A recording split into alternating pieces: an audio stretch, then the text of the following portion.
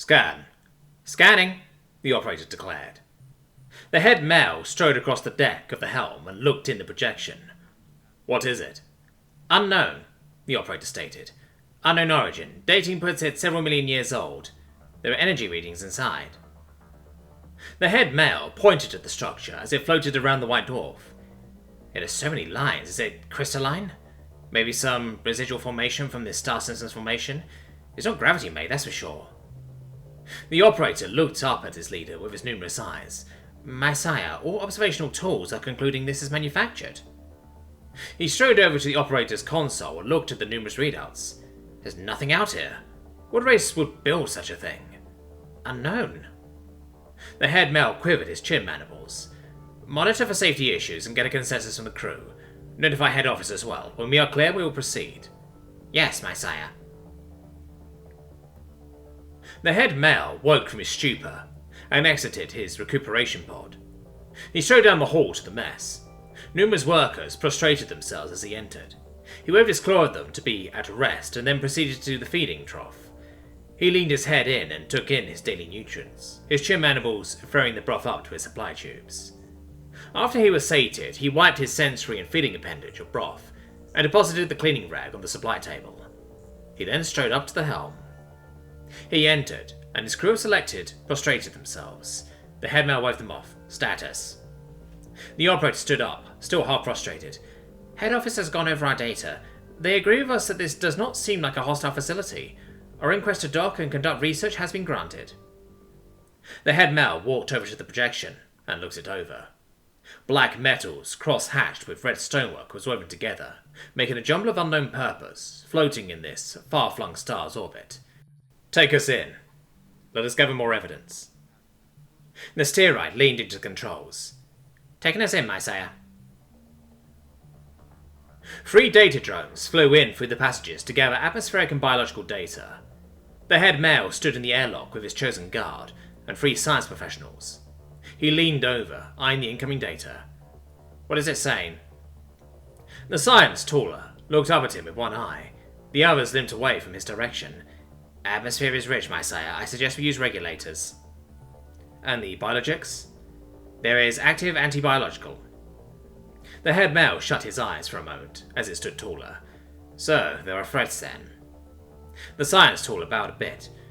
My apologies, my sire. I misrepresented the data to you. There is an anti-hostile biological agent active. Malevolent viruses and bacteria are consumed by a microscopic crystalline pathogen, but it is not a threat to us. So far, drone sensors are indicating this may be of significant benefit to us. He flexed his claws. Good, good. I clear you for usage of my crest. Send a data stream to the head office.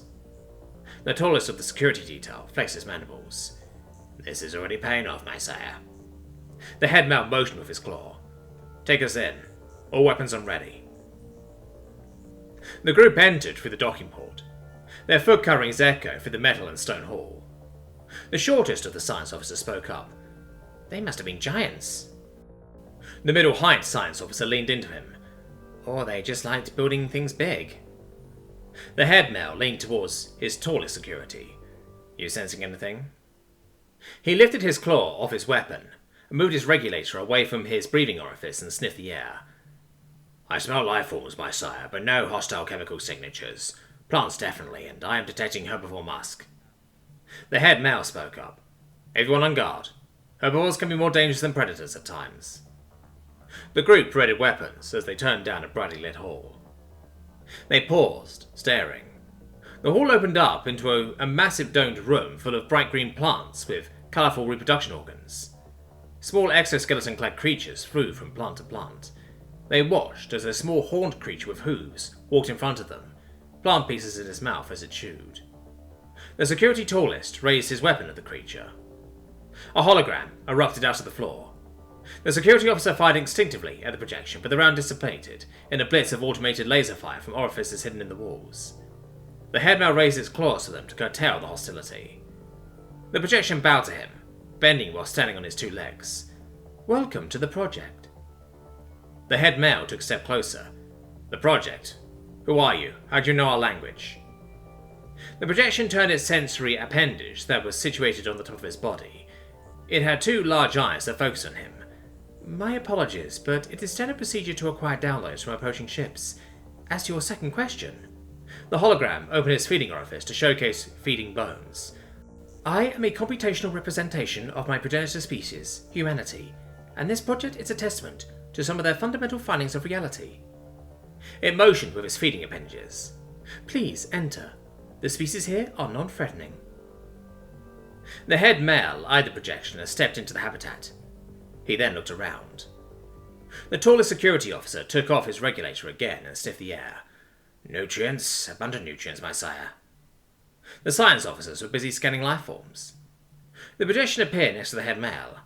I have steered the evolution of this habitat to facilitate the maximum number of potential encountered species. He looked at the humanity representation. Facilitate?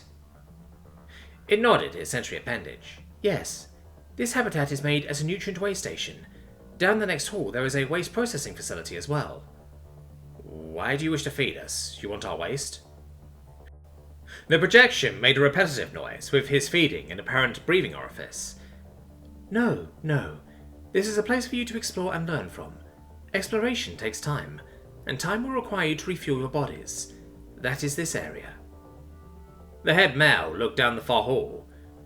You want us to explore this place? That is his purpose, yes. He looked back at the projection. You are already proving to be something of value. What if we decide we wish to take this facility over? How would you protect yourself? The projection made the noise again and lifted up its feeding appendages. It moved the 5 digits on each end. Research all you want. Bring your entire civilization here if that is what you desire. I will not stop you. Your humanity is foolish then, leaving such valuable objects unguarded. He turned again and approached the far hallway. He waved at the tallest science officer. The officer approached, prostrating. What are the drones saying? He asked. The projection stood staring a few feet away. The science officer rose up, lifting 2 of his eyes. They have already covered far more area than is possible given the outer dimensions. This place is bending universal constants. The head male looked over the hologram. It bowed again at him. The head male's vessel was joined by 7 more craft, including the Legion Lord's flagship. He recovered from his 4th stupor since the facility's discovery and finished his nutrient supplication. Soon they would need to resupply or take up the projection's offering of fresh nutrients from his habitat. He walked down to the docking port and had his fitters suit him back up for re-entry. He let them don his armour and regulator upon his body, and then he entered the airlock. After a moment it cycled, and he entered back into the bustling hall. His people had set up lab equipment and workstations. Numerous science officers were having conversations with copies of the humanity hologram. He walked past them and through the nutrient habitat. He continued past the waste reclaiming rooms and stopped at the junction causeway. He stood watching as massive conduits of raw plasma poured above and below him. He then looked at the matching causeway to his right and then prostrated himself. His lord strode towards him. You have done well, supplicant. Thank you, my lord, he said, as he lifted a solitary eye. I have gone over the data nodes. Your findings here are becoming known throughout the Empire. Already funding has been allocated for testing new ship designs based on your contributions. The Legion Lord waved his claw for him to rise. The head male stood up, a head shorter than his lord. I looked over the data. It is all very impressive, but no one in the offices could make sense of the great wall you have found. The head male focused 3 eyes on the Legion Lord. We've been unable to make sense of it here either. 3 science officers have already been incapacitated by the structure. Incapacitated? The Lord asked. Yes, my lord. They still function, but they have gone mute, losing interest in continuing their service. Take me to it. Yes, my lord. The 2 walked into the curved room. 100 science officers prostrated themselves immediately. The tallest of the tallest officers approached with 2 sensory limiters. My sire, my lord, please do not look at the wall without putting these on. The head male reached down and lifted the helmet onto his sensory appendage. The Legion Lord followed suit. Eyes lifted and watched as the Legion Lord walked over to the script-encrusted wall. He reached up and touched the glowing blue structure, and ran a claw tip along one of the golden lines. He looked back at the head male. What does it say? The head male walked over beside him. We are unsure. The projections won't enter this space. The officers here are busy transcribing it. I told you what happened to the ones who were exposed without limiters. The Legion Lord looked back at the curved glowing wall. It is putting off a dangerous energy then? We don't know. One of the officers were exposed to just the transcriptions.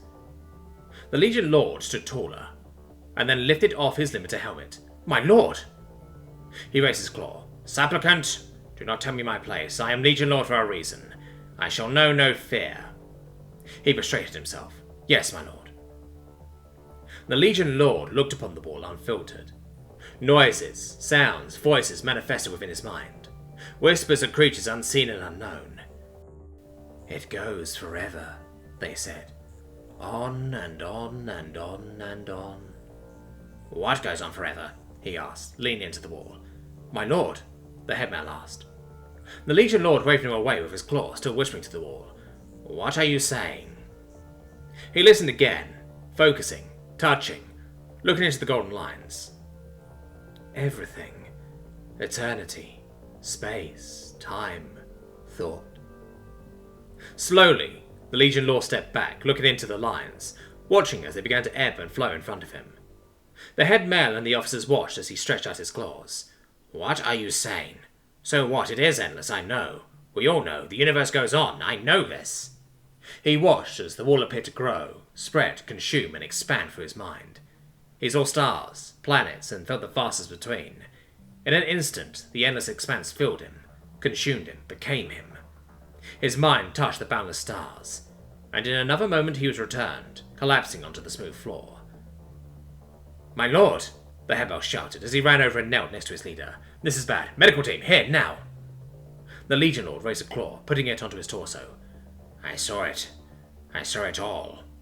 You will be healed, my lord. Don't dwell on it. Let it fade. No, I understand. I know why this place was built.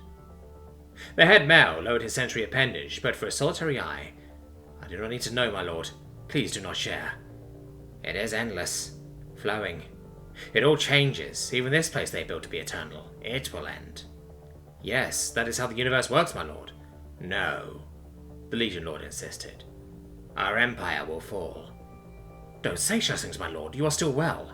No, I mean, it'll be ruins just as these humans became. They built this amazing place, but not even they could stand up to eternity. They failed.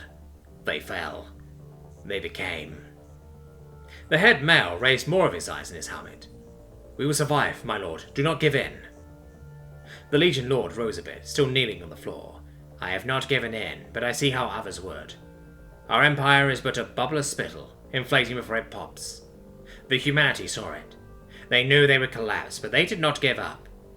He rose up and stood, going to his full height. They knew they were insignificant, but they saw the connections.